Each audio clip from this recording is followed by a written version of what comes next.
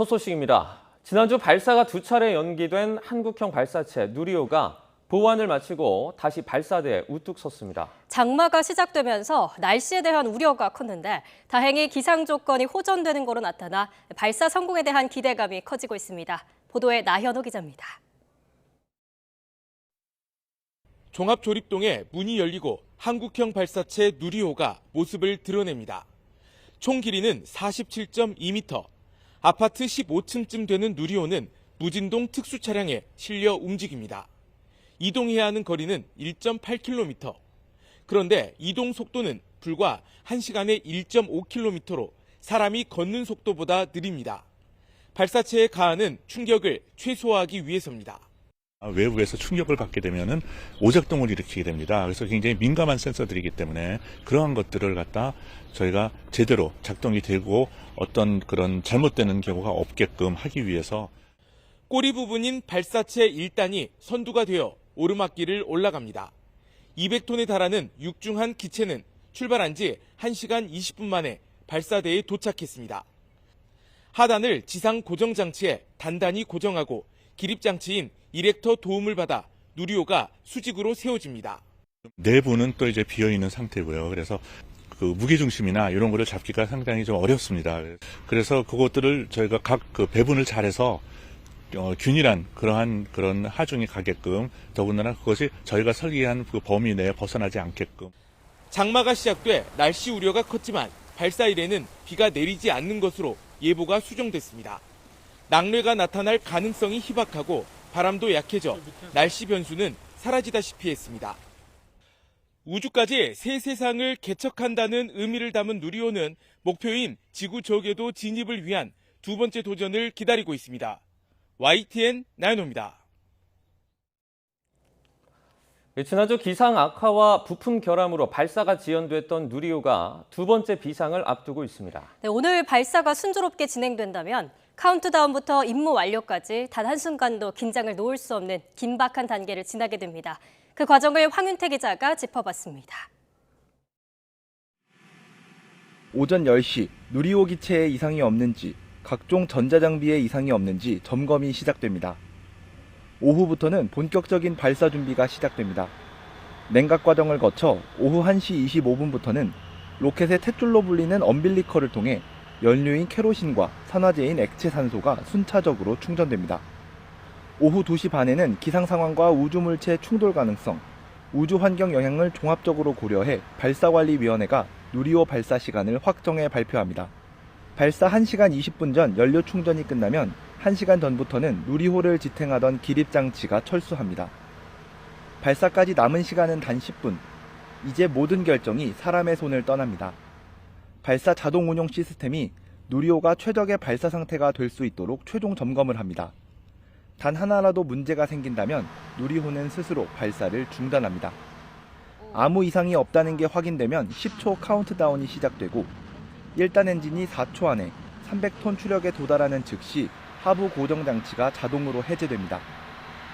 엄청난 굉음과 함께 붉은 화염이 수증기를 내뿜기 시작하면 그제야 누리호는 대지를 박차고 우주를 향해 솟구칩니다. 누리호 발사 성공 여부는 단 16분 7초 만에 판가름납니다. 발사 2분여 만에 1단이 분리되고 발사 3분 53초 뒤에는 고도 191km에서 위성 보호 덮개인 페어링이 분리됩니다. 발사 4분 34초 뒤에는 고도 258km에서 2단 로켓이 분리되고 3단이 점화됩니다. 발사 14분 57초 만에 목표 고도 700km에 이르게 되면 위성 분리가 시작됩니다. 먼저 무게 180kg의 성능 검증 위성이 분리되고 이어 1.3톤의 위성 모사체가 발사 16분 7초 뒤 같은 고도에서 연이어 떨어져 나갑니다. 발사 후 42분 23초부터는 위성과 첫 교신이 시도됩니다. 누리호 성공 여부에 대한 공식 발표는 발사 1시간 반 뒤로 잡혀 있습니다. 성공 발표 이후에도 성능 검증 위성에서 큐브 위성들은 발사 8일 뒤부터 이틀 간격으로 사출돼 궤도에 오르게 됩니다. YTN 황윤태입니다. 지난해 10월 1차 발사된 누리호는 발사 자체는 문제가 없었지만 목표 궤도에 위성을 올리지 못해서 아쉬운 실패로 끝이 났는데요. 오늘 2차 발사는 1차 발사의 문제점을 보완해 완전한 성공을 목표로 하고 있습니다. 이렇게 두 번째 발사되는 누리호, 1차 발사 때와는 어떤 점이 달라졌는지 양회영 기자가 전해드립니다. 절반의 성공으로 끝난 누리호 1차 발사. 75톤 엔진 4개를 묶은 1단 엔진은 제대로 연소했지만 예상과 달리 3단 엔진이 조기 종료하면서 결국 최종 궤도에 위성을 안착시키지 못했습니다. 원인은 3단 산화제 탱크의 균열. 하지만 발사체를 독자 개발한 덕분에 실패 원인 분석에는 불과 2개월밖에 걸리지 않았습니다. 문제가 된 부품을 하중에 1.5배까지 견디면서도 헬륨 탱크 고정 장치가 풀리지 않도록 설계를 변경한 후 재제작까지 5개월 만에 초고속으로 문제를 해결했습니다.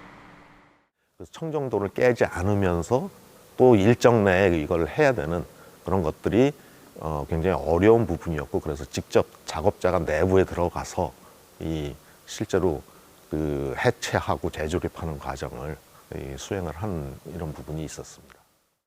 이번 2차 발사의 가장 큰 차이점은 모사체가 아닌 실제 위성이 실린다는 점입니다.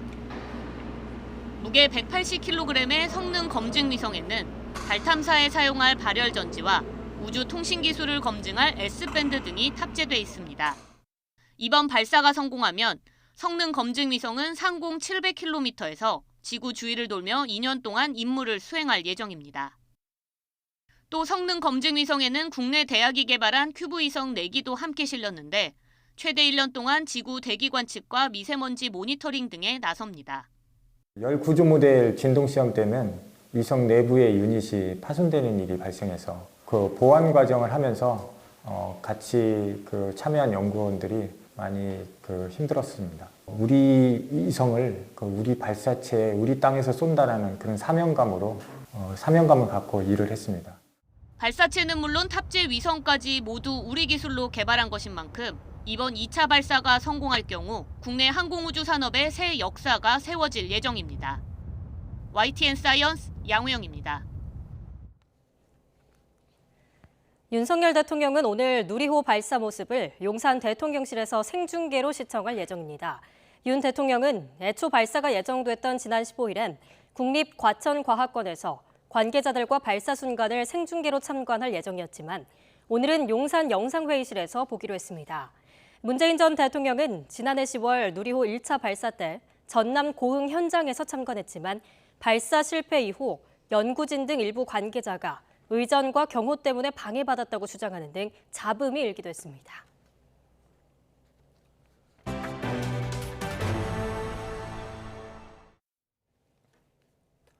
더불어민주당 윤리심판원이 성희롱 발언으로 물의를 빚은 최강욱 의원에게 당원 자격 6개월 정지란 중징계를 내렸습니다. 징계 기간에 당원 자격이 상실되고 당직도 맡을 수 없게 되는데 당사자인 최강욱 의원은 발언 내용을 인정하지 않았습니다. 김승환 기자입니다. 더불어민주당 최강욱 의원은 검수완박 입법 정국이 한창이던 지난 4월 28일 법제사법위 소속 의원과 보좌진이 참석한 온라인 회의에서 성희롱 발언을 했다는 의혹을 받았습니다. 당 지도부의 직권조사 요청 한 달여 만에 윤리심판원은 최강욱 의원에게 당원 자격 6개월 정지 징계 처분을 결정했습니다.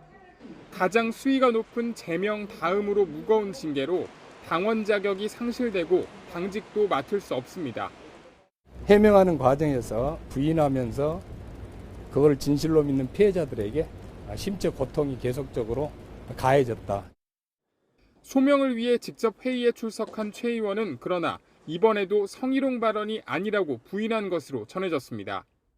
성희롱 발언에 대해서는 부인하시는 결과가 나왔나요? 저 결과를 모르고 있습니다. 네, 지금 6개월 당원 중징계 이게 나와가지고요. 내일 열리는 비대위 회의 의결을 통해 징계가 확정되는데 비례대표 의원직은 이번 징계와는 상관없이 유지됩니다. 이번 징계로 최 의원이 활동해온 강경파 모임 철험회를 향한 해체 요구도 거세지는 등 계파 갈등의 새 불씨가 될 여지도 있습니다. 앞서 박지원 전 비상대책위원장이 SNS를 통해 최 의원 중징계를 촉구하자 철험회 소속 김용민 의원이 무책임한 발언이라고 공개 저격하며 충돌하기도 했습니다. 최 의원은 조국 전 장관 아들에게 허위 인턴 경력 증명서를 써준 혐의로 지난달 항소심에서 의원직 상실령을 선고받은 데 이어 당의 중징계 결정까지 받게 되면서 향후 정치 행보에 상당한 타격이 불가피하게 됐습니다. YTN 김승환입니다. 국민의힘 윤리위원회가 내일 성접대 의혹을 받고 있는 이준석 대표에 대한 징계 여부를 논의합니다. 당내 갈등의 중요 분수령이 될 전망인데 이준석 대표와 친윤계로 분류가 되는 배현진 최고위원이 공개적으로 충돌하는 등 국민의힘 내용도 격화하고 있습니다. 이경국 기자입니다. 국민의힘 이준석 대표와 배현진 최고위원이 또다시 충돌했습니다.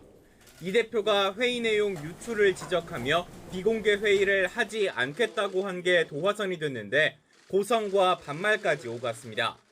본인이 얘기 제일 많이 하셨어요, 여태까지. 언론에 나가서 얘기 제일 많이 하셨다고요. 잠깐.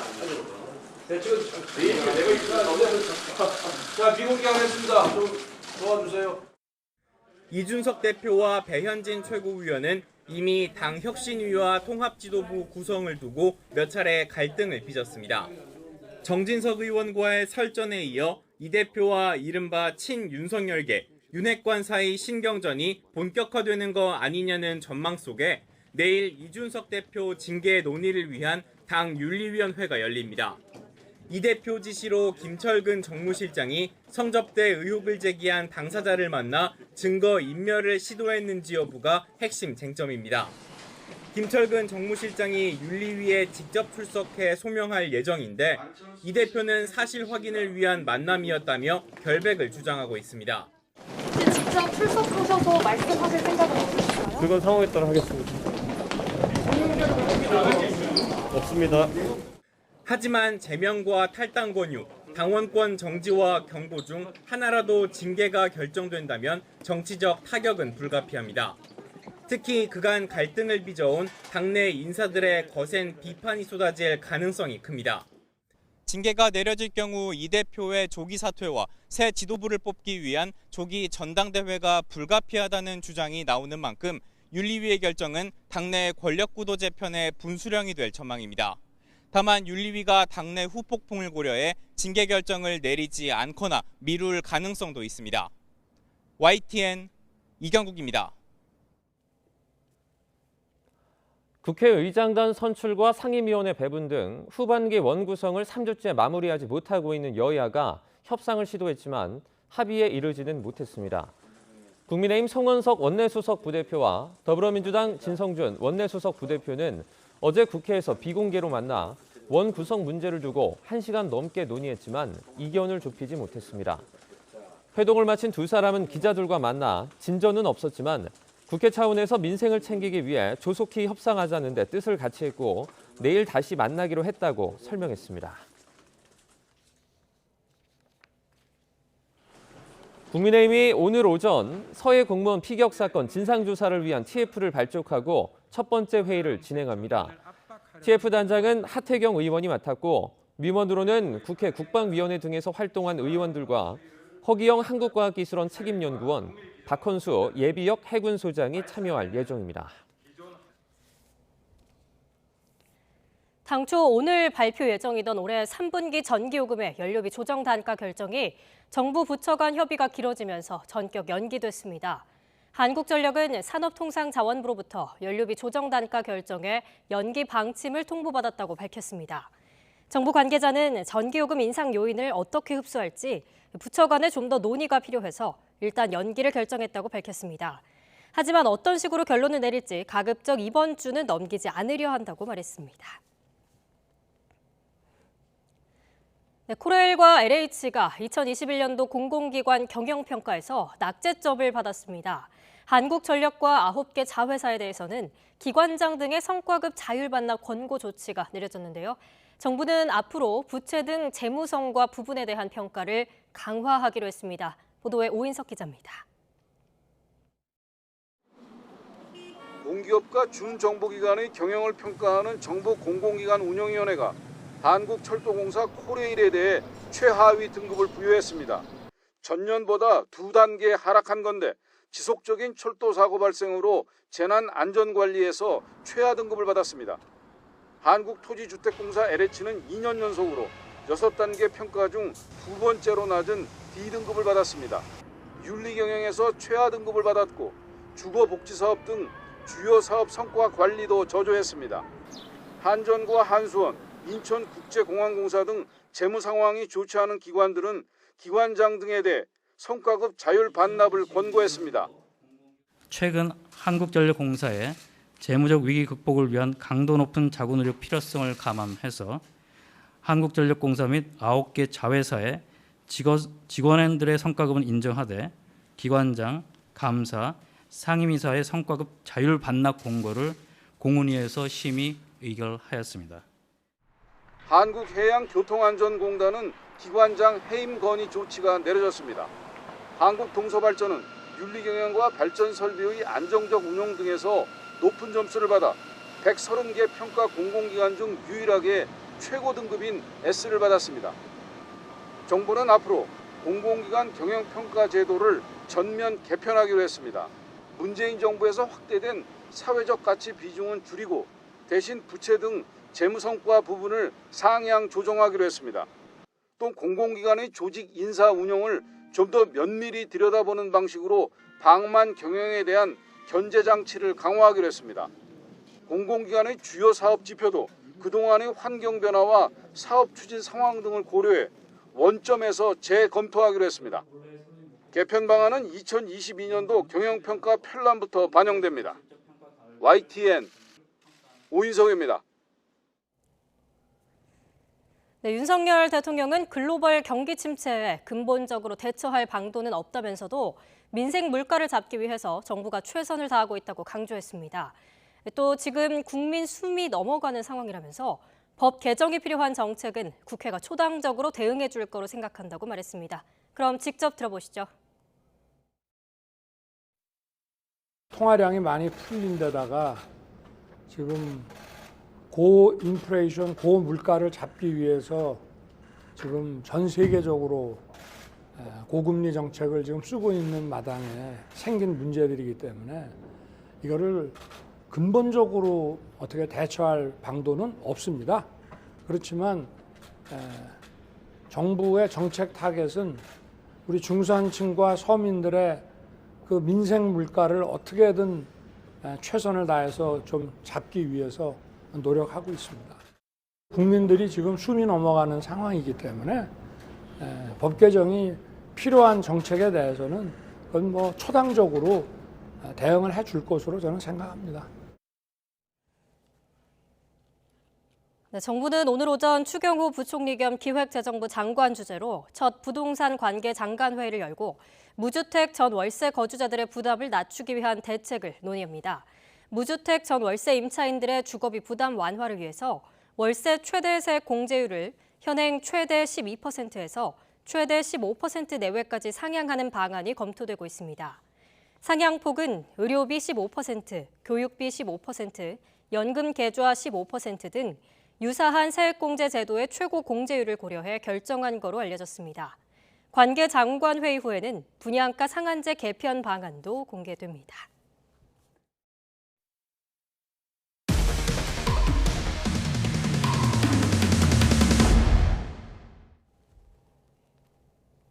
암호화폐 루나 폭락 사태와 관련해 개발자 권도영 테라폼랩스 대표가 실제로 사용한 싱가포르 현지 사무실을 YTN 취재진이 확인했습니다. 권 대표는 루나 폭락 한 달 전쯤 사무실을 비워왔는데 검찰은 싱가포르에 체류하는 거로 알려진 권 대표를 직접 조사하기 위해서 여권 무효화 방안을 검토하고 있습니다. 신지원 기자가 단독 보도합니다.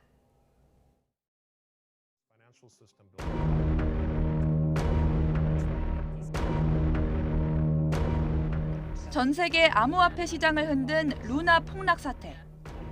싱가포르에 체류 중이라는 소문만 있을 뿐 개발자 권도영 대표의 소재는 알려지지 않고 있습니다. 권 대표가 세운 테라폼랩스의 싱가포르 법인 등기상 주소지입니다. 인터넷에 나온 주소지에는 법률 회사가 있습니다. 이 때문에 싱가포르 법인이 탈세 목적의 유령 회사라는 추측이 나왔습니다. 그런데 YTN이 현지에서 취재한 결과 권 대표는 다른 곳에 실제 사무실을 차리고 직원들과 일했던 것으로 확인됐습니다. Terraform Labs. Terraform? Yeah. Oh no, not here anymore. They used to be here? Yeah, they used to be here, but not there anymore. 권도영 대표는 싱가포르 내에서도 사무실 주소지를 옮겨 다녔습니다. 그중에서도 이곳은 암호화폐 가격이 폭락하기 불과 한 달 전까지 테라폼 랩스가 사용했던 공유 사무실입니다. 테라폼 랩스가 미국 증권거래위원회 소환에 대응하기 위해 미국 법원에 제출한 서류에도 이 주소가 나옵니다. 하지만 6개월 정도 단기 임대했다가 지난 4월에 비운 것으로 확인됐습니다. 서울법인 해산시기와도 맞물립니다.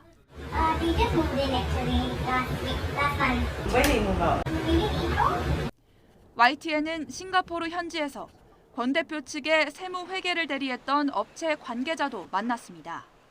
루나 폭락과 관련해 불거진 사기와 탈세 의혹에 대해서는 모르는 일이라며 선을 그었습니다.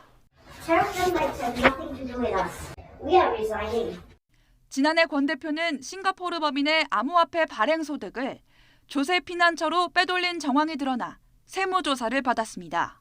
자본소득에 대한 세금도 없기 때문에 코인 회사들 같은 경우에는 초기에 발행한 코인 금액을 굉장히 낮은 금액으로 발행을 해놓고 그 코인 가격이 상승을 하면 그 상승한 금액에 대한 만큼의 세금은 없기 때문에 검찰도 국세청 세무조사 자료를 확보한 뒤 탈세 혐의를 들여다보고 있습니다.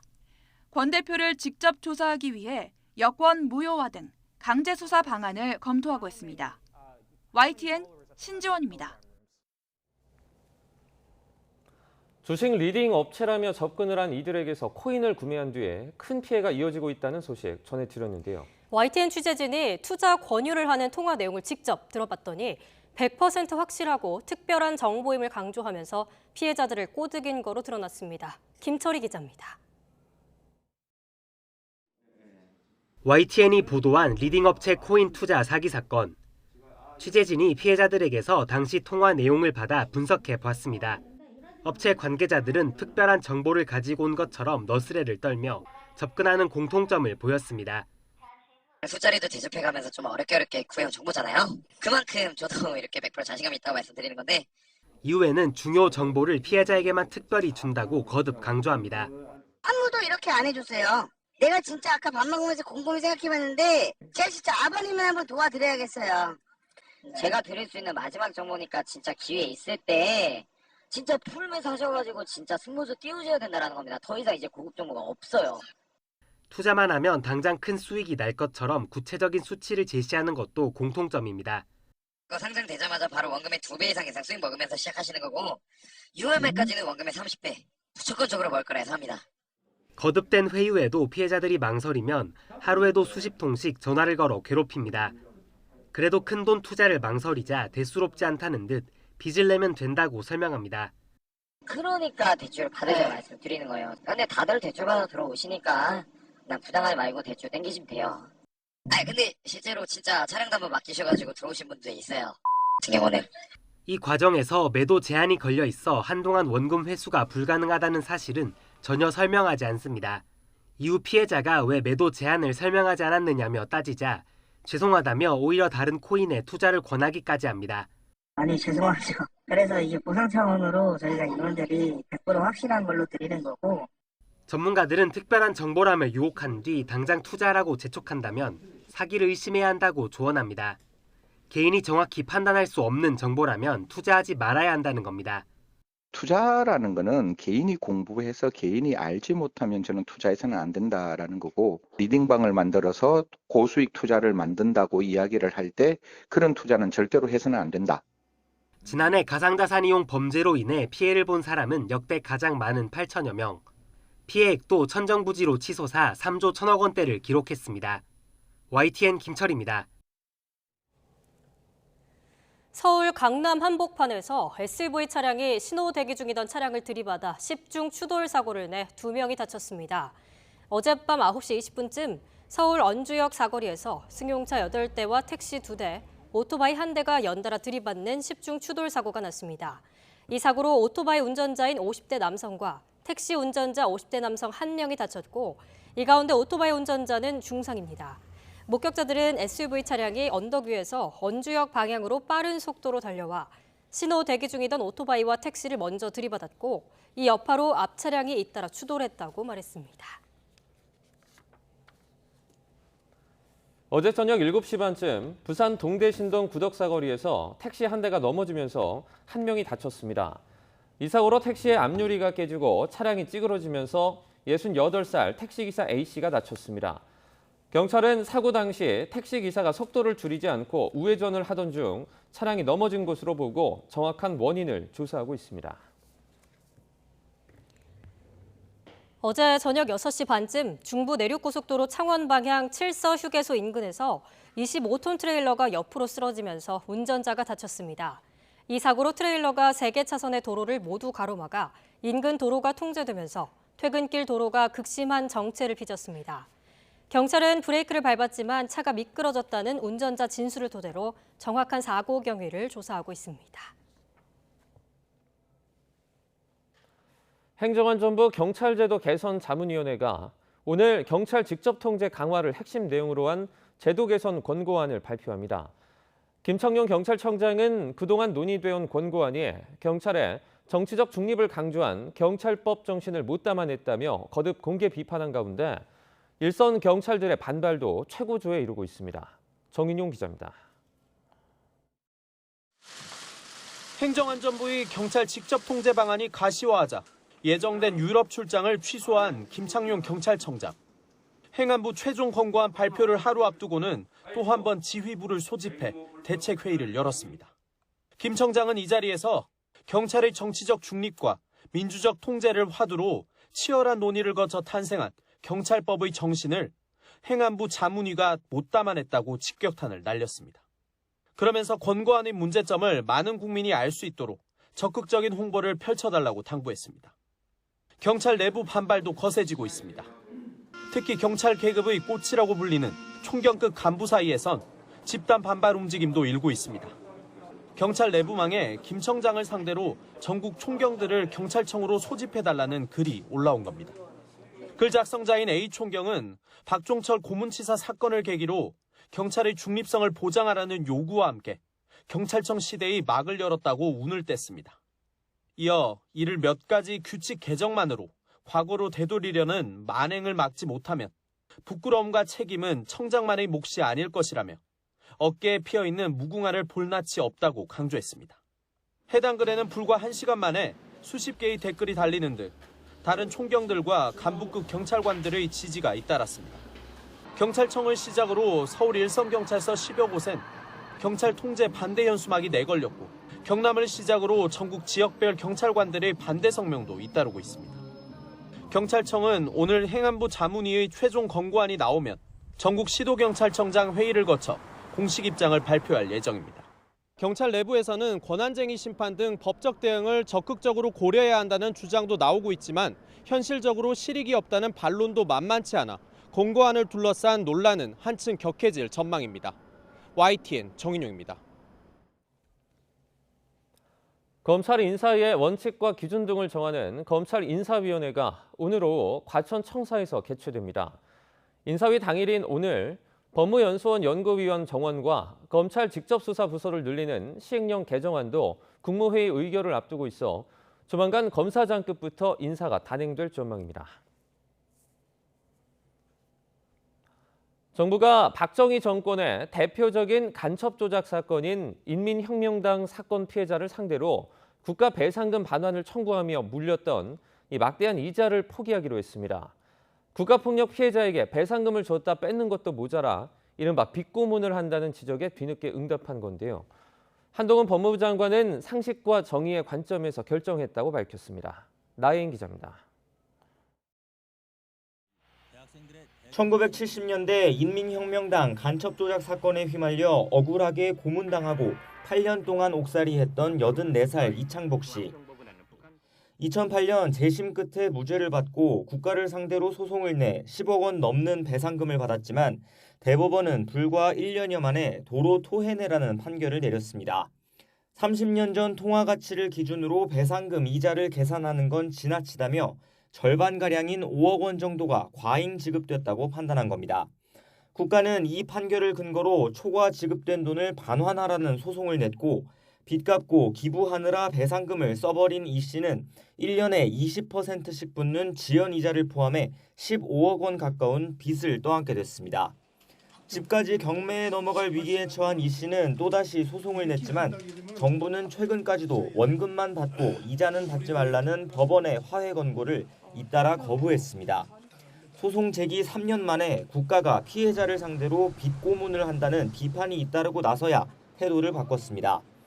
법무부는 법원의 권고대로 이 씨가 초과 지급된 배상금 원금만 나눠내면 지연이자 9억 6천만 원은 받지 않겠다고 밝혔습니다.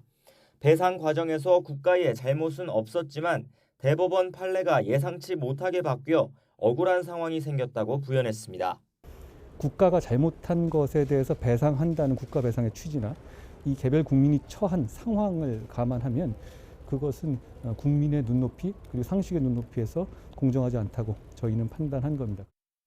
이 씨와 소송을 벌여온 국가정보원 역시 과거 정부가 해결하지 못한 사안을 전향적으로 검토해 화해 권고안 수용 입장을 냈다고 강조했습니다. 피해 가족은 사필 규정이라면서도 국가에 대한 서운함을 감추지 않았습니다. 부모님들의 고통이라는 게 이루 말할 수도 없었는데요. 일단 그런 부분들이 해결이 된 것에 대해서 이제 저 환영하는 바이고요. 근본적으로는 이 민주화 유공자 대상으로 배상금을 줬다 빼앗는 이 잘못된 판결이 근본적으로 좀 해결됐으면 하는 바람이 있습니다. 이번 결정으로 이 씨 소송은 판결 없이 법원이 권고한 대로 마무리될 예정입니다. 이 씨처럼 배상금을 반환하게 된 인혁당 피해자는 70여 명이고 이 가운데 절반가량은 반환금을 아직 갚지 못했는데 비슷한 소송도 잇따를 것으로 보입니다. YTN 나힌입니다. 한여름이라고 보기엔 다소 이른 6월인데도 유럽의 한낮 기온은 이미 영상 40도를 훌쩍 넘었습니다. 이런 폭염 속에 스페인과 독일에서는 산불까지 크게 번지면서 주민들이 고통받고 있습니다. 김진호 기자의 보도입니다. 스페인 서부 사모라와 북부 나바라 지역에 큰 산불이 났습니다. 불볕 더위 속에 시속 70km를 넘는 강풍까지 불면서 소방관들이 진화에 애를 먹었습니다. 잡히지 않는 거센 불길에 스페인 지역 일부 주민에게는 대피령까지 내려졌습니다. Vivir, pues ya ve, vivir, pues con miedo, es que hay con miedo todos los días. Y ayer, el sábado mismo, pues por ahí, el sábado vinimos a la 1 de la mañana, de la noche marchamos de aquí. 결국 3만 헥타르에 이르는 지역이 불에 타는 큰 피해를 입었습니다. 독일에서도 폭염이 이어지는 가운데 베를린 인근에서 발생한 산불로 200헥타르가 넘게 불에 탔습니다. 유럽 지역에 이처럼 산불이 몰린 이유는 때이른 더위 때문입니다. 불볕더위가 건조한 날씨 속에 산과 들을 태우는 불쏘시개 구실을 한 것입니다.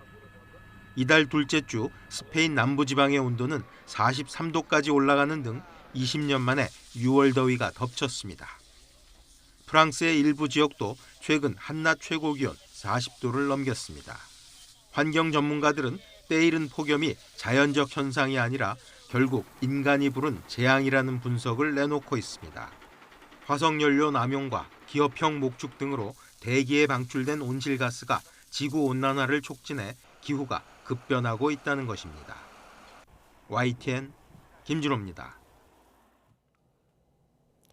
이란이 한국 내 자국 동결 자산 해제 문제와 관련해서 새롭게 출범한 한국 정부에 시간을 줄 것이라고 밝혔습니다. 사이드 하티 부자대 이란 외무부 대변인은 현지 시간 20일 정례 기자회견에서 우리는 한국의 새 정부가 동결 자금 문제를 위한 어떤 실질적인 행동을 취하는지 시간을 두고 지켜볼 거라고 말했습니다. 또 새로운 한국 정부가 이란에 대한 빚을 갚겠다는 약속을 했다며 아직 이란은 문제 해결을 위한 유효한 움직임을 발견하지 못했다고 주장했습니다. 중국이 서방의 제재를 받고 있는 러시아로부터 원유를 싼 값에 사들이면서 최근 수입량이 급증한 것으로 나타났습니다. 로이터 통신은 중국 세관 자료를 인용해 지난달 중국이 러시아에서 사들인 원유는 모두 842만 톤으로 1년 전 같은 달보다 55%가 늘었다고 보도했습니다. 또 중국의 이 같은 러시아산 원유 수입량은 지난 4월보다도 25%가량 증가한 거라고 전했습니다. 오늘은 어제보다 더 덥겠습니다. 푹푹 찌는 열기가 계속해서 쌓이면서 폭염특보도 확대 강화되고 있는데요. 오늘 서울의 한낮 기온은 33도로 올해 들어서 가장 덥겠고요. 대전이 35도, 광주와 대구도 35도 선까지 크게 치솟겠습니다. 온열 질환에 걸리지 않도록 건강관리 잘해주셔야겠습니다. 현재 제주도에는 장맛비가 내리고 있습니다. 정체전선에서 발달한 저기압이 동쪽으로 이동하면서 장맛비는 오전까지 산발적으로 이어지겠고요. 오후에는 호남 동부와 강원 중남부 내륙 쪽에 5에서 40mm가량의 소나기가 지나겠습니다. 한편 누리호 발사가 이루어지는 나로 우주센터는 오늘 하늘만 대체로 흐리겠고요. 바람도 약하게 불겠습니다. 당분간 무더위가 계속되는 가운데 목요일부터 금요일 사이에는 전국에 장맛비가 내릴 전망입니다. 지금까지 날씨 정보였습니다.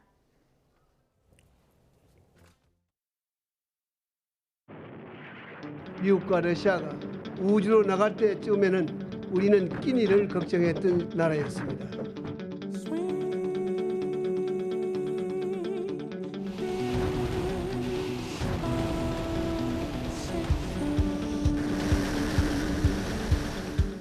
우리나라가 인공위성을 처음 쏜 것은 1992년입니다. 우주개발 20년 만에 우주센터를 세우고 나로 우주센터 준공은 대한민국의 국력이 한 단계 높아졌음을 3, 2, 1 나로호가 발사에 성공했다는 것을 공식적으로 말씀드립니다. 누리호 개발의 핵심이자 발사체의 심장인 75톤 엔진. 국내 독자 개발 발사체의 첫 비행 시험으로서 핵심 기술을 확보했음을 확인하는 의의를. 실패의 원인으로 지목됐던 산화제 탱크 문제를 보완하고 2차 발사에는 저희 나라에서 만든 실제 위성을 탑재해서 발사하도록 되어 있습니다. 누리호는 이번 경험을 바탕으로 균자 위성을 싣고 재도전에 나섭니다.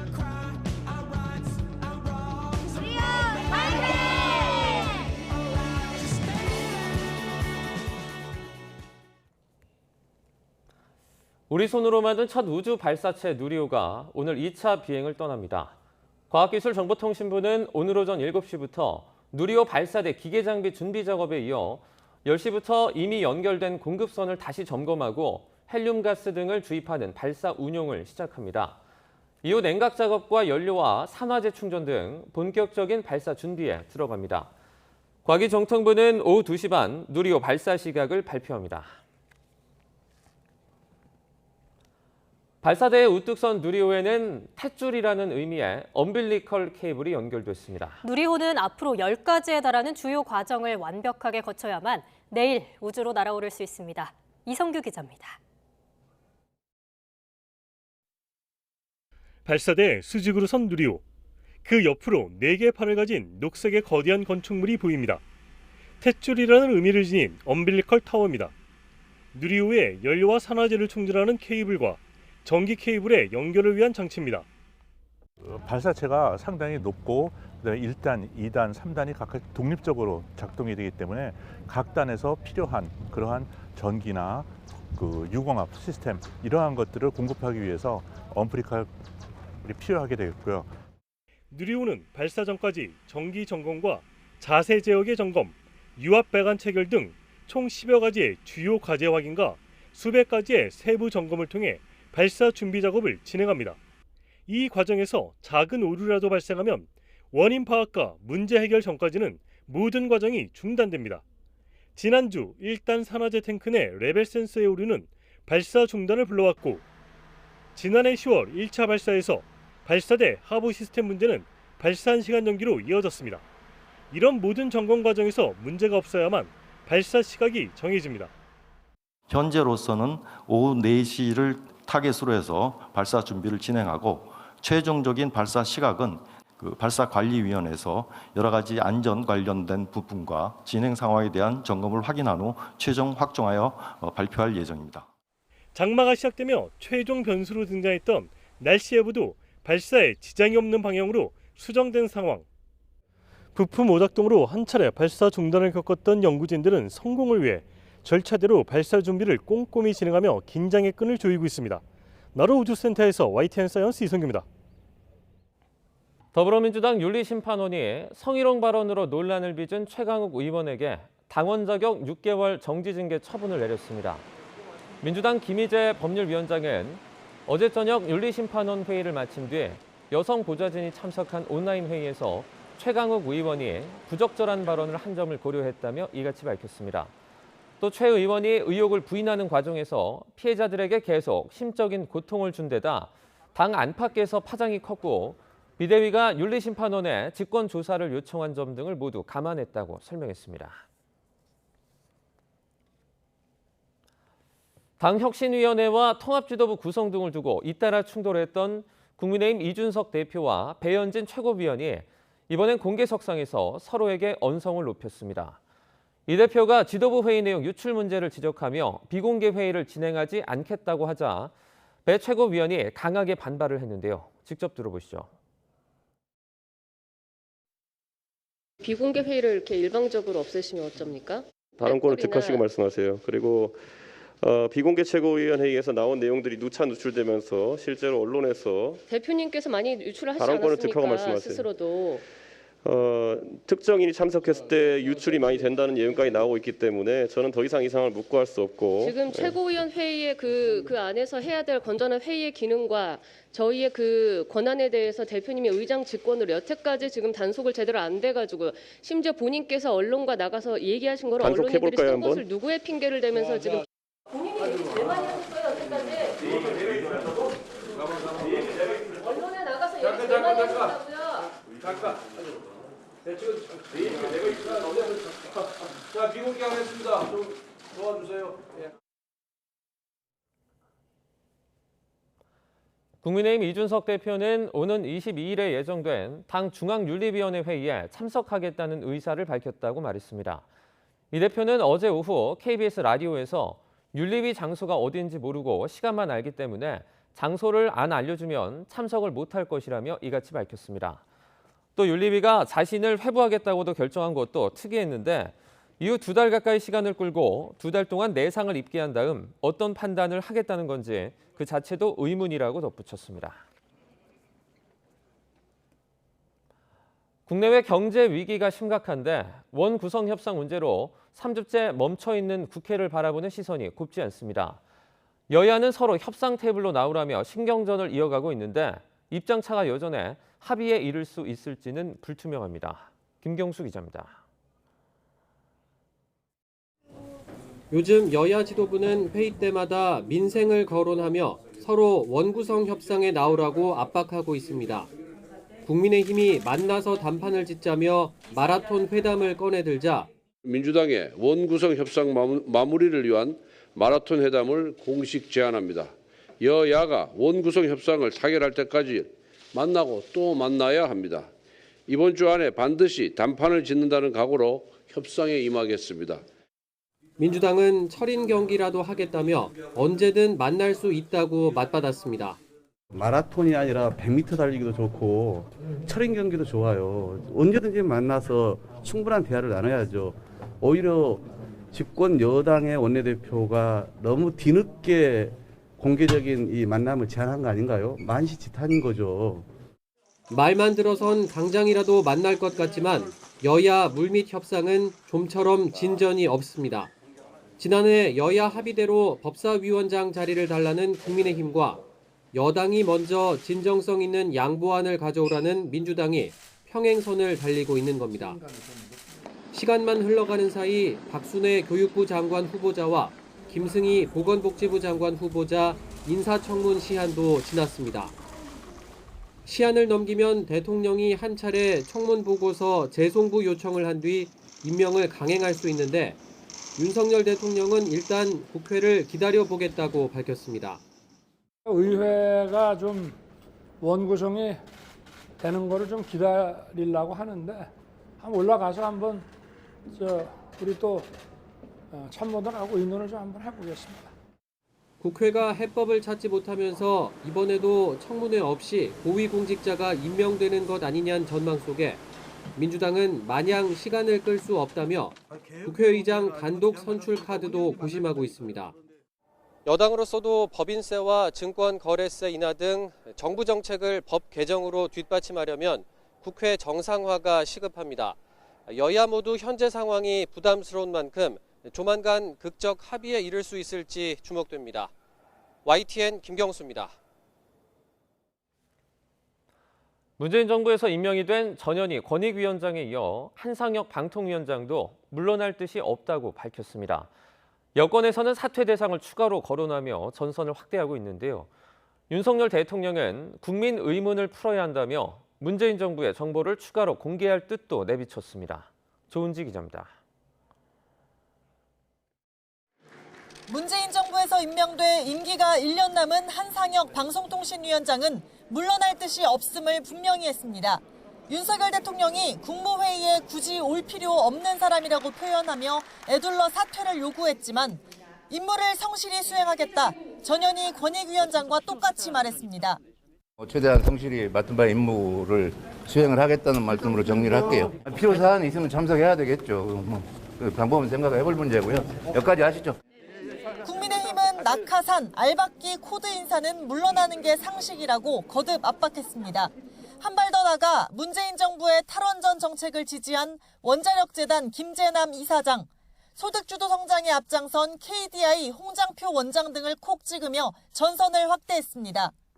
윤석열 정부와 국정 철학도 방향성도 다르면서 굳이 자리를 차지하고 있으려는 이유가 도대체 무엇입니까? 야당인 더불어민주당은 블랙리스트 사건과 뭐가 다르냐며 정치 보복이라고 반발했습니다.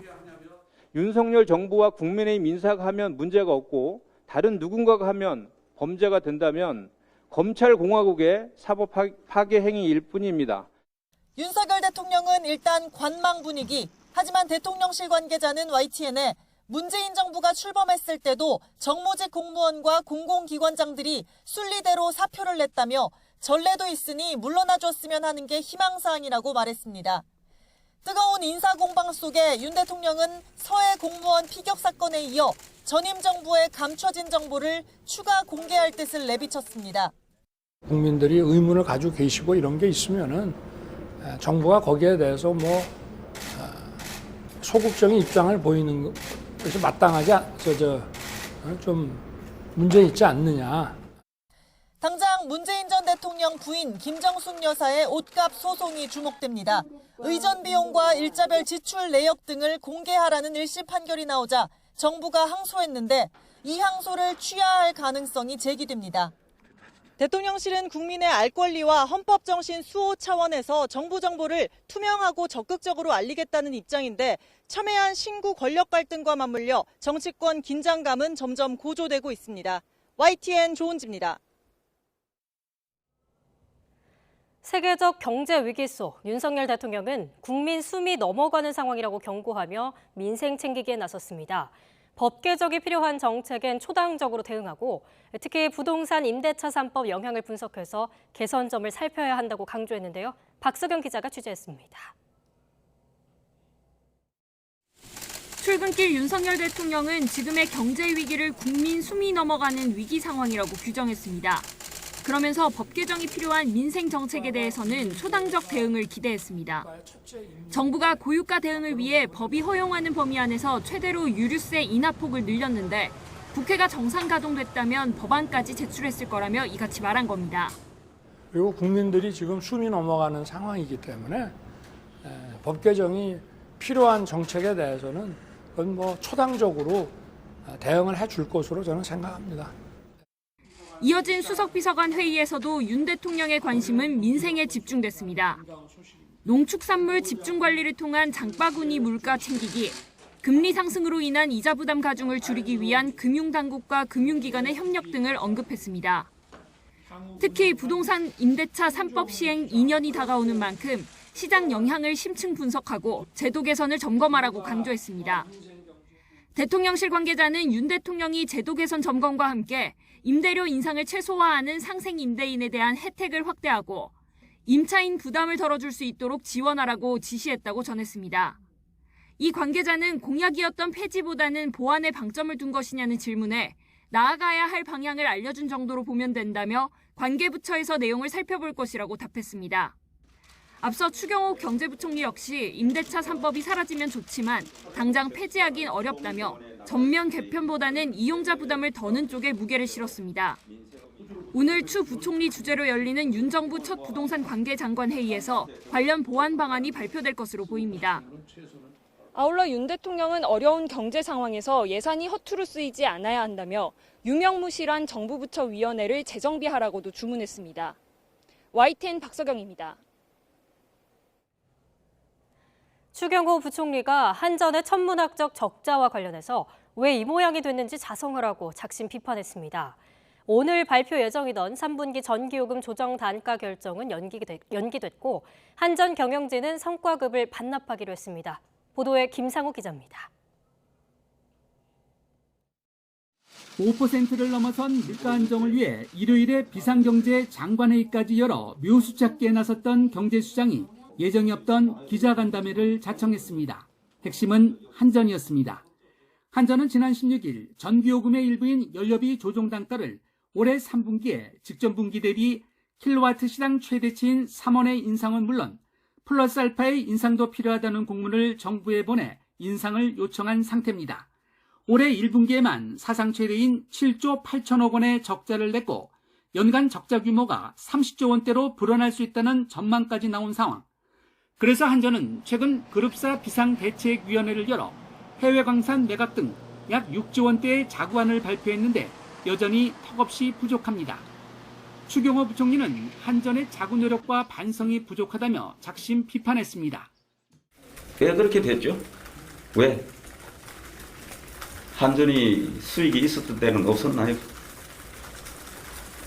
한전 스스로 왜 지난 5년간 한전이 이 모양이 됐는지에 관한 자성도 필요하다. 발표 예정이었던 연료비의 조정 단가의 결정은 전격 연기됐습니다. 정부 관계자는 전기요금 인상이 불가피하다는 데 공감대가 형성돼 있지만 인상폭과 시기 등의 조율이 더 필요한 상태라면서 늦어도 이번 주 결정을 발표할 방침이라고 밝혔습니다. 정부의 한전에 대한 자성 촉구 요구가 나온 뒤 한전은 지난해 받은 성과급을 뒤늦게 자발적으로 반납한다고 보도자를 통해 밝혔습니다. 정승일 사장 등 경영진은 전액 1직급 이상 주요 간부는 50% 반납입니다. YTN 김상호입니다. 네, 최근 물가가 너무 올라서 장보기 무섭다는 분들 많으시죠? 한 푼이라도 저렴한 상품을 찾는 소비자들 발길을 잡기 위해서 대형 마트들도 대대적인 할인 행사를 열고 물가 안정에 나섰습니다. 윤혜리 기자입니다. 듬성듬성 비어있는 장바구니는 가벼운데 장을 보는 발걸음은 무겁기만 합니다. 두부 한 모를 고르는데도 꼼꼼한 가격 비교는 필수입니다. 최근 물가가 가파르게 오르면서 장 보러 가는 횟수부터 줄였습니다. 그 식비 가격에 맞추려면 3번 오든가 한 2번으로 줄일 수밖에 없어요. 너무 빠듯해요. 가족들 건강을 생각하면 식재료 지출을 줄일 수도 없는 노릇입니다. 야채라든지 과일 같은 거 아이들이 많이 먹을 수 있는 그런 것들이 좀 많이 내려가야 아이들 건강도 챙길 수 있고 가족 건강도 챙길 수 있는데 아무래도 물가가 많이 올라가 있으면은 하나 살 것도 못 사게 되고. 한 푼이라도 저렴한 제품을 구매하려는 소비자들의 발길을 잡기 위해 대형마트들은 물가 안정 동참에 나섰습니다. 물가가 크게 오른 먹거리 품목들을 선정해 대대적인 할인 행사를 진행하고 있습니다. 물가 급등 품목으로는 가공생필품 한 80품목, 축수산물 20품목을 추석 성수기까지 한 30% 할인 판매하고 있고요. 시중가보다 저렴하게 제품을 공급하기 위해 물가 안정 특별 대책팀도 꾸렸습니다. 러시아의 우크라이나 침공으로 가격이 크게 오른 연어 대신 상대적으로 가격 변동이 적은 참치를 행사 가격으로 판매하고 수박이나 참외 등 제철 과일은 농가에서 직송받아 저렴한 가격에 공급하는 겁니다. 이렇게 대형 유통업체들이 자체적으로 들여오는 국내산 돼지고기의 경우 시중가보다 20% 정도 더 저렴해 소비자들에게 큰 인기를 얻고 있습니다. 정부는 서민 경제에 큰 부담을 주는 고물가에 대응하기 위해 매주 경제 상황을 점검해 신속한 대책을 내놓겠다는 방침입니다.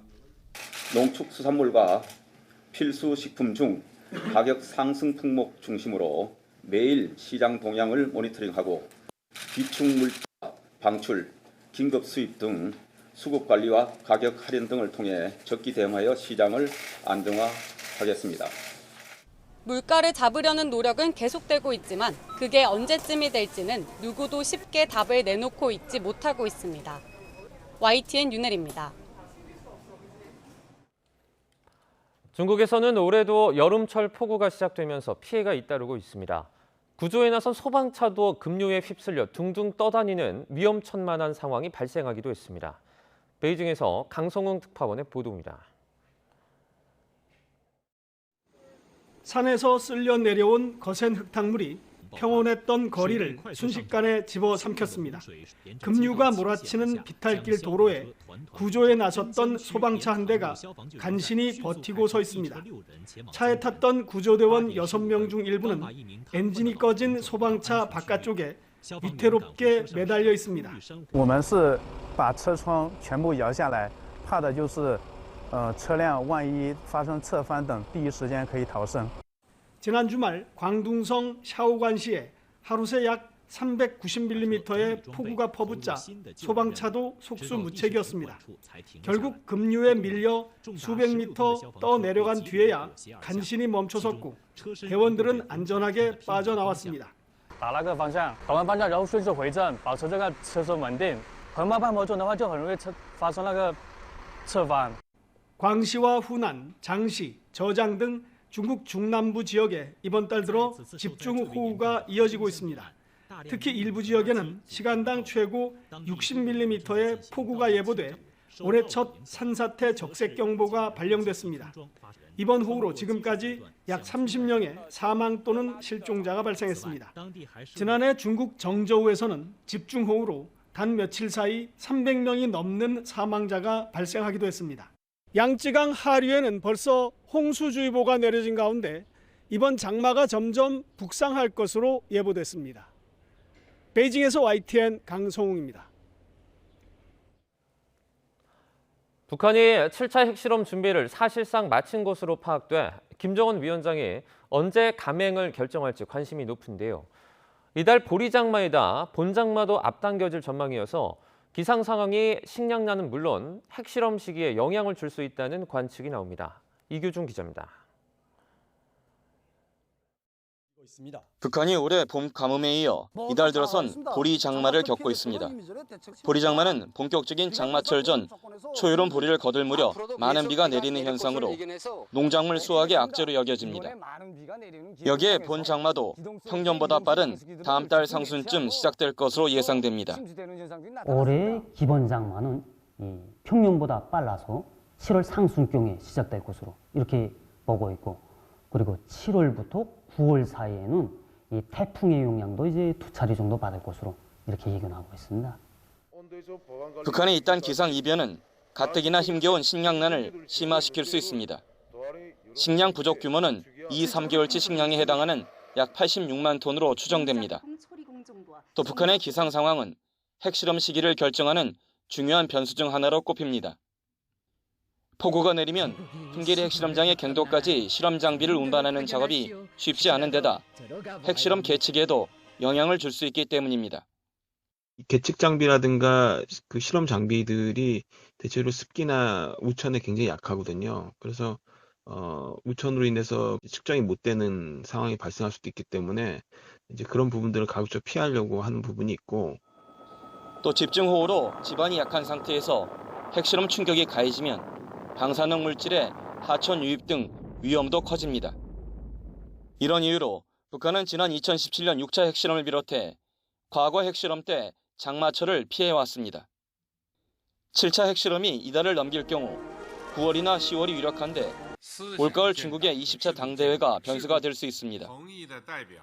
시진핑 국가주석의 3연임을 확정할 당대회 직전에 핵실험을 하기엔 부담이 크기 때문입니다. 코로나19와 급성 장내성 전염병 확산 등 북한 내부 사정도 감행식에 영향을 줄 것으로 관측됩니다. YTN 이교준입니다. 외교부 당국자는 한국과 미국이 논의 중인 대북 독자 제재 방안과 관련해 유엔 안보리 제재에서 생기는 빈틈을 각국의 독자 제재로 메울 수 있다고 말했습니다. 이 당국자는 어제 박진 외교부 장관의 방미 성과를 설명하기 위해 기자들과 만난 자리에서 독자 제재가 실효성보다는 상징성이 크지 않느냐는 지적에 독자 제재의 효과 중에 하나라며 이같이 설명했습니다.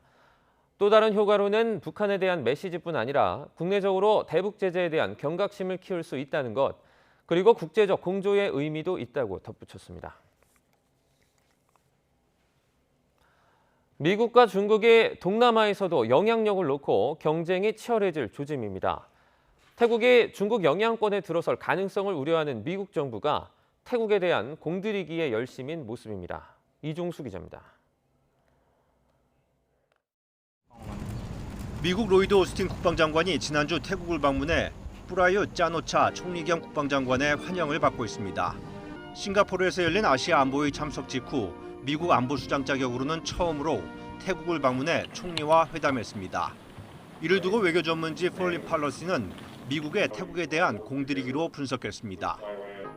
오스틴 장관은 앞서 지난달 태국 국방장관과 회담을 갖고 코로나19 사태로 축소됐던 두 나라 다국적 연합훈련 코브라 골드를 내년부터 대규모로 전환하기로 하는 등 관계 강화에 나섰습니다. Today I look forward to discussing our access and presence initiatives and further opportunities for joint training and other issues of common concern, including border security. And we'll talk about ways to strengthen our alliance for years to come. ก็ขอชื่นชมบทบาทของกองทัพสหรัฐที่มีส่วนสำคัญในการสนับสนุนไทยในการแก้ปัญหาโควิด -19 เช่นเดียวกับกองทัพไทยที่ก็มีบทบาทสำคัญสนับสนุนรัฐบาลในการแก้ไขปัญหานี้ร่วมกัน 미국은 지난 2017년 태국이 중국과 4억 달러 규모 잠수함 구매 계약을 체결한 데 속이 쓰렸습니다. 중국산 잠수함 구매 사업은 현재 독일계 회사가 디젤 엔진 제공을 거부해 계약 해지 가능성이 불거지긴 했지만 태국에 대한 중국의 영향력 확대를 보여주는 사건으로 봤습니다. 지난 2006년과 2014년 태국에서 두 차례 쿠데타가 발생해 인권 유린 우려를 제기하며 미국이 군사적 지원을 중단한 것이 중국에 기회를 제공한 셈입니다. 중국은 태국에 대해 군사적 투자뿐 아니라 각종 금융 지원 약속을 하면서 영향력을 키워나가려 하고 있다고 폴린 팔러시는 지적했습니다. 중국이 이처럼 태국의 영향력을 확대하며 동남아에 대한 1대1로를 추진하고 미국이 인도태평양 경제 프레임워크에 동남아 7개 나라를 가입시켜 맞대응하면서 경쟁이 가열되는 모습입니다. YTN 이종수입니다. 미리 보는 오늘입니다. 국민의힘이 이번 주 두 차례 정책 의원총회를 계획한 가운데 오늘은 외교 안보 현안에 대한 의원총회를 엽니다. 오늘 의원총회는 오후 2시 국회 본관에서 열리고 삼선 의원 출신인 박진 외교부 장관이 발제자로 나서는데요. 의원들은 이 자리에서 대북 정책, 동북아 3강 외교, 다자경제 안보 등 외교 안보 정책 현안에 대해 토론할 계획입니다. 더불어민주당은 오늘 민생 우선 실천단 첫 전체회를 열고 물가 상황 등 민생 현안 점검에 들어갑니다. 우상호 비상대책위원장은 오늘 오후 국회에서 물가안정 대책팀 등 6개 민생 대응팀으로부터 현안을 보고받고 입법 필요사안 등 대책 마련에 나섭니다. 이에 앞서 박홍근 원내대표는 오늘 오전 주유소 현장을 방문해서 유가 폭등 상황을 점검하고 대한석유협회와 간담회도 열어 대책을 논의합니다. 검경 수사권 조정으로 커진 경찰권 통제 방안이 오늘 발표됩니다. 행정안전부 직속 경찰제도 개선 자문위원회는 오늘 오후 1시 정부 서울청사에서 황정근 자문위원장이 직접 경찰제도 개선 권고안을 발표할 예정이라고 밝혔는데요. 권고안의 핵심은 행안부 장관의 경찰 지휘권을 보장하고 경찰 통제를 강화하는 것입니다. 검찰 인사의 원칙과 기준 등을 정하는 검찰인사위원회가 오늘 오후 과천청사에서 개최합니다. 인사위 당일인 오늘 법무연수원 연구위원 정원과 경찰 직접수사 부서를 늘리는 시행령 개정안도 국무회의 의결을 앞두고 있어서 조만간 검사장급부터 인사가 단행될 전망입니다. 네, 지금까지 미리 보는 오늘이었습니다.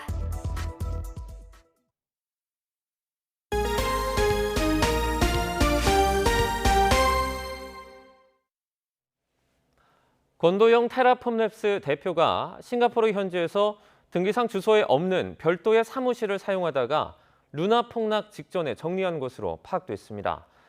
YTN 취재 결과 테라폼랩스는 싱가포르 중심가에 있는 공유 사무실을 6개월 정도 임대했다가 암호화폐 가격이 폭락하기 직전인 지난 3월 비운 것으로 확인됐습니다.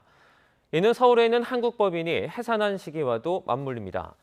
검찰은 사기와 탈세 등 관련 혐의를 조사하기 위해 권 대표의 여권을 무효화하는 등 강제 수사 방안을 검토하고 있습니다. 어젯밤 서울 강남 한복판에서 과속으로 질주하던 SUV 차량이 신호대기 중이던 차량을 들이받아 10중 추돌 사고를 내 2명이 다쳤습니다. 중부내륙 고속도로에서는 25톤 트레일러가 넘어지면서 한동안 창원 방향 차량 운행이 전면 통제되기도 했습니다. 박기환 기자입니다. 서울 강남 한복판 6차선 도로에 택시가 뒷좌석 형태도 남아있지 않을 만큼 심하게 찌그러졌습니다. 옆에는 SUV 차량이 넘어져 있고 반토막 난 오토바이도 나뒹굽니다. 어젯밤 9시 20분쯤 서울 강남구 역삼동 언주역 인근에서 난 사고입니다.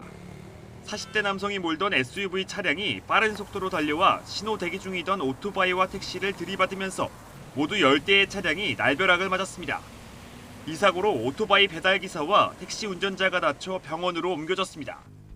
택시 한 대는 거의 반파가 돼 있었고 오토바이 한 3대 정도가 또 옆으로 튕겨져 나가 있었고 그리고 그 SUV 차량 한 대는 뒤집혀져 있어가지고 너무너무 크게 사고가 나서 이게 주변에 있던 분들도 다 놀래서 다 구경. 사고를 낸 SUV 운전자는 일단 음주나 마약 반응은 없는 것으로 전해졌습니다. 경찰은 인근 CCTV와 차량 블랙박스를 확보해 정확한 사고 원인을 조사하고 있습니다. 고속도로 위에 들어놓은 대형 트레일러가 한방향 도로를 모두 막아섰습니다. 어제 저녁 6시 반쯤 중부 내륙고속도로 창원 방향 칠서 휴게소 인근에서 25톤 트레일러가 옆으로 쓰러졌습니다. 운전자는 경상을 입고 병원으로 옮겨졌고 사고 수습 과정에서 인근 도로가 통제돼 퇴근길 극심한 정체를 빚었습니다. 운전자는 브레이크를 밟는 순간 차가 미끄러졌다고 경찰에 진술한 것으로 전해졌습니다. 어제 저녁 7시 반쯤에는 부산 동대 신동 구덕사거리에서 택시가 넘어지면서 60대 운전기사가 다쳤습니다. 경찰은 택시가 속도를 줄이지 않고 우회전하다가 차가 기울어지면서 사고가 난 것으로 보고 있습니다. YTN 박견입니다. 반려견 플랫폼이나 온라인 재테크 회사를 내세워 높은 수익을 내주겠다며 불법 다단계 영업을 해온 업체 5곳이 적발됐습니다. 노년층이 주로 피해자인데 그 수가 2만 3천 명, 피해 금액은 790억 원에 달합니다. 김학무 기자입니다. 반려견의 코 주름으로 개체를 확인하는 기기나 반려견 상조보험, 테마파크 등을 포함한 플랫폼 사업을 한다는 A사. 주로 온라인 비대면 사업 설명회 등을 통해 투자금의 2배 이상 수익을 보장한다며 투자자를 모았습니다. 포인트 자체가 이제 현금화돼서 이제 여러분들 뭐 통장이든 이렇게 그 포인트가 전송이 돼가지고 현금으로 나오고. 주로 60대 이상 노년층인 15,000명이 100억 원을 투자했는데 돌려받지 못했습니다. 투자자를 모집해올 때 수당으로 지급한 코인은 가치가 전혀 없는 것으로 드러났습니다. 코인을 쇼핑몰에 있는 포인트로 환전을 시켜서 이 포인트를 다시 현금으로 환전시키는 방법으로 11월 정도까지는 어쨌든 되다가 11월부터는 아예 다 멈춰요. 온라인 재테크 회사로 위장한 B사는 신규 투자자의 돈으로 기존 투자자에게 배당금을 지급하는 방식으로 회원 8,000명으로부터 440억 원을 챙겼습니다. 경기도 공정특별사법경찰이 적발한 5개 업체에 속아 투자한 피해자만 2만 3천 명. 피해 금액은 790억 원에 달합니다. 단시간에 적은 투자금으로 고수익을 벌어들일 수 있다는 유혹에 빠져 불법 다단계 조직에 발을 들이거나 심지어 불법 다단계 업체인지도 모르고 투자를 하는 경우가 늘어나고 있습니다. 경기특사경은 이번에 적발한 업체 외에 신종수법의 불법 다단계 업체가 더 있을 것으로 보고 수사에 나섰습니다. YTN 김학무입니다. 조 바이든 미국 대통령은 최근 경제 상황과 관련해서 경기 침체가 불가피한 것이 아니라는 입장을 거듭 밝혔습니다. 로이터 통신 등에 따르면 바이든 대통령은 현지 시각 20일 기자들과 만나서 레리 서머스 전 미 재무장관과 통화했다면서 이같이 말했습니다. 하버드대 교수인 서머스 전 장관은 지난해부터 미국의 높은 인플레이션 우려를 제기했고 최근에는 향후 1년에서 2년 안에 경기 침체에 직면할 수 있다고 경고한 인물입니다.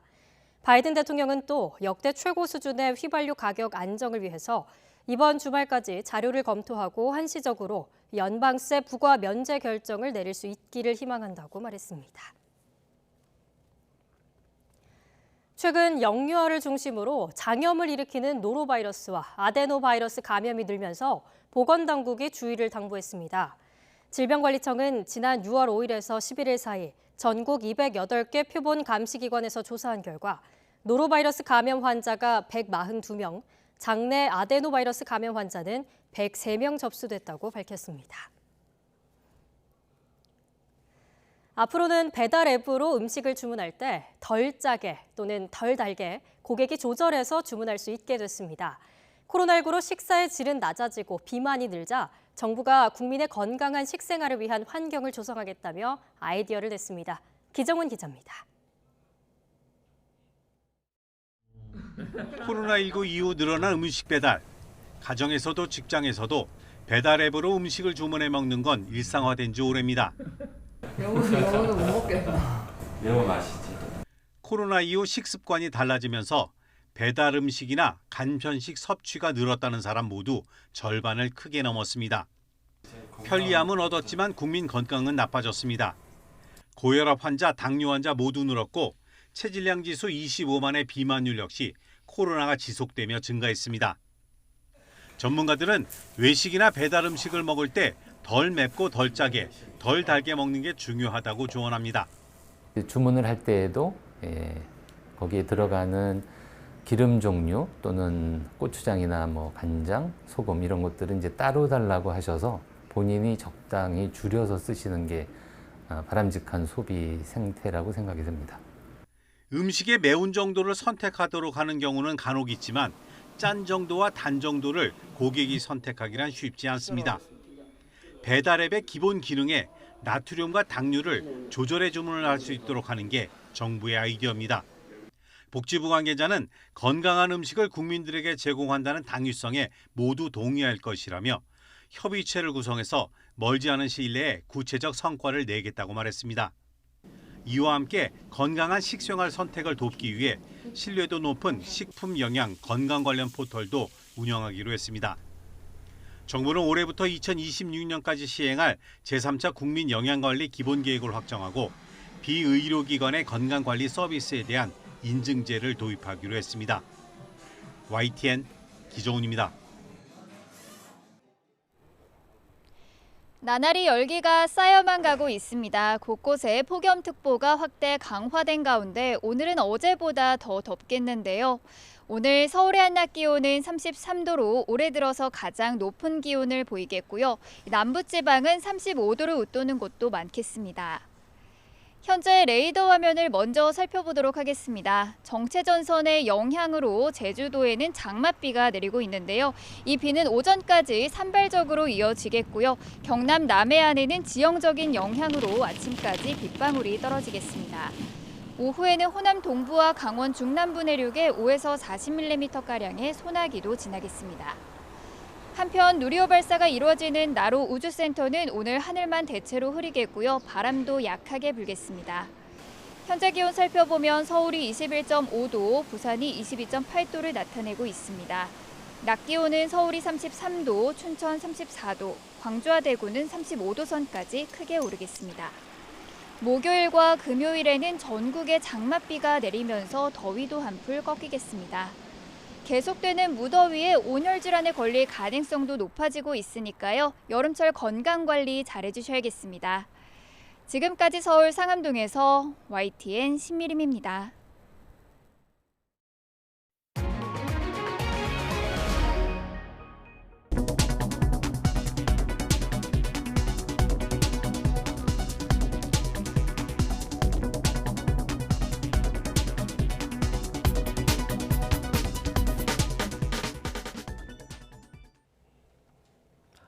굿모닝 YTN 1부는 여기까지입니다. 잠시 뒤에 2부가 이어집니다. 시청해주신 여러분 고맙습니다.